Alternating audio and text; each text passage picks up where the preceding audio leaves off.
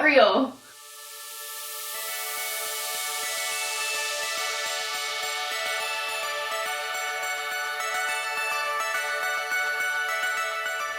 Hey, I'm Sarah. Welcome back to another Crafty Friday DIY here on SoCraftastic. Today is another soap tutorial. It's a snow cone and it looks so real. Look at this, guys. I'm always excited for soap tutorials. They're just so fun to make. Not only am I posting a soap tutorial today, but two of my close YouTube friends are posting soap tutorials as well. There's Mako from Mako Chino doing watermelon soap, which is adorable, and Hannah from the Corner of Craft, who I have collabed with before. She's doing some tea soap, which I bet smells really delicious. So after you've watched this snow cone tutorial, please go over and check out their channels and subscribe to them. They are so creative and talented, and I am glad to be able to call them my friends here on YouTube. By the way, here on this channel, we're trying to reach 2 million subscribers by the end of summer. So if you enjoy my videos, please click the red subscribe button down there and become part of the family, and also give this video a thumbs up. Now, let's get into the snow cone tutorial.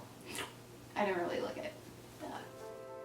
Because this is a melt and pour soap tutorial, I'm using a block of clear glycerin soap. Then I'm cutting a completely different block of soap into smaller chunks because that one was already open.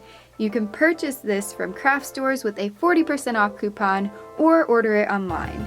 Once you have a bunch of tiny pieces, pour those into a heat-safe container such as a glass measuring cup.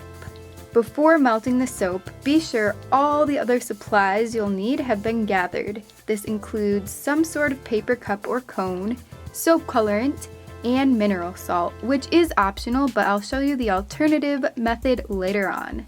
Put the soap in the microwave for 20 to 30 seconds at a time until it's completely melted. Stir in between each heating, then add a few drops of the soap colorant of your choice. This is also the time to mix in scent if you wish.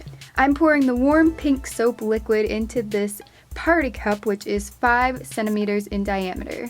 Okay, so this was my first attempt. You can see I added dead sea salt directly to the top of the cup like so, and then dumped more soap on top. Very messily, of course. I let it sit for a bit, remelted the soap, and then added salt directly to the liquid before packing on a few more scoops to the icy treat. It did turn out okay, but the construction of this blue one went much more smoothly. Use a spray bottle filled with rubbing alcohol to pop air bubbles right away. Let the container sit until the soap has mostly hardened, then add a small layer of the reheated soap mixture on top.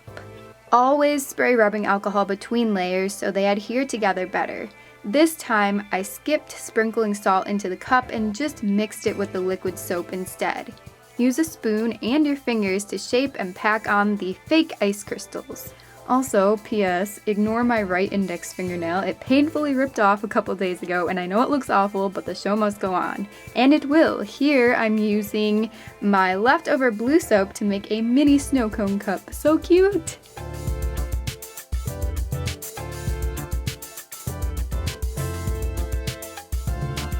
Say you want to make a double-colored snow cone. Girl, I got you covered. Or boy, or cat. Unfortunately, you do have to ruin the cup after the soap inside has hardened because it's pretty much impossible not to slice through it with a knife. Also, once the cup loses shape from removing a half of the soap, you can't put it back together and make it look presentable. It'll be all stretched and crumbled, and you just don't want to reuse that. Anyway, put one half in a new cup to see if it fits, then score the edge with thin knife cuts so the second color of soap will adhere better. In order to not waste another cup if you plan on making multiple split-colored snow cones, you can use amazing mold putty to make a mold of this soap shape, and then you can use it again and again. I didn't show this on camera, but it's really easy to figure out, and I've done videos in the past using mold makers, so you can go check them out. Place that scored piece back into the dessert cup, then pour in a different color of melted soap. Once it all hardens, complete the rest of these steps the same way we have been by adding the salt mix on top. By the way, you'll probably have to remelt the soap a few times as you're doing this because it hardens pretty quickly after you've microwaved it multiple times, and it's definitely okay to microwave the salt mixture in there as well, so don't worry about it. Even though salt is good for your skin, if you don't have any or you don't want to use it, here is an alternative method that involves cutting soap into itty bitty salt-sized chunks.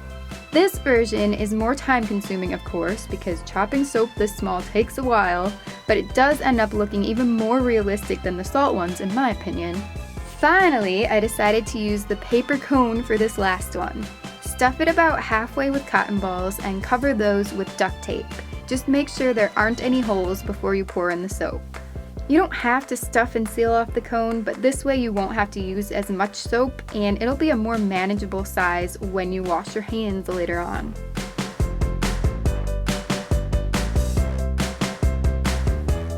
Sno-Cone soap is definitely more of a novelty item, but it's also very practical and functional because you can use it to wash your hands. All you have to do is peel away the paper cup or cone, which should be really easy because the inside of each dessert cup is glossy and so is the duct tape. And then you just turn on the water and use it like regular bar soap.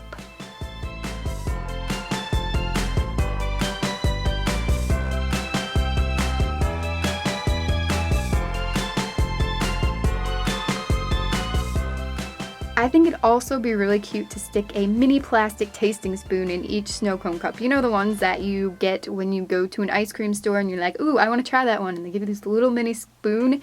Picture it.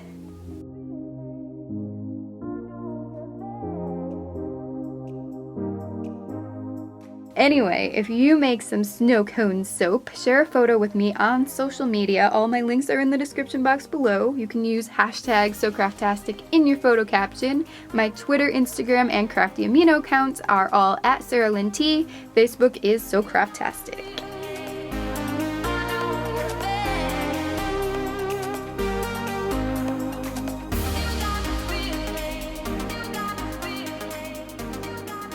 Thank you all so much for watching. If you just can't get enough soap, because I know I can't, then please check out all of these soap tutorials that I've done in the past. They're right there. I'll put the links in the description box below to the soap playlist, and you can go check them all out. Also, like I mentioned, go check out the videos that Hannah and Mako posted. And if you are not caught up on SoCraftastic videos, I just posted a squishy gemstone tutorial and a polymer clay mini unicorn, as well as a planner haul with a bunch of stickers and some washi tape. So go ahead and check out my most recent videos and all of my social media links. This whole end is just like, check this out, check this out. You'll have fun at all these places. Tons of fun! You can see my day-to-day behind the scenes life on Snapchat, Twitter, Instagram, my Facebook fan page, and Crafty Amino. And also, I'll be at the Duct Tape Festival in Avon, Ohio tomorrow. I won't have a booth or anything, but I'm just gonna be there walking around. So say hi and take a picture with me and get a hug if you are there. I hope to see you back here next Friday for a new DIY here on SoCraftastic. I don't know if I'll be posting anything before then. I do have a mail haul that I'm going to be editing, but that's going to take a while. So I'll see you at some point, but I hope you have a great rest of the day, and bye. Ice cream icy slushy snow cone. Is there a hair on it? That's cat hair. Cat hair on my snow cone. Go. It's soap! You see these guys back here? Look at this, look! Let's head over to the ice cream truck and get a snow cone.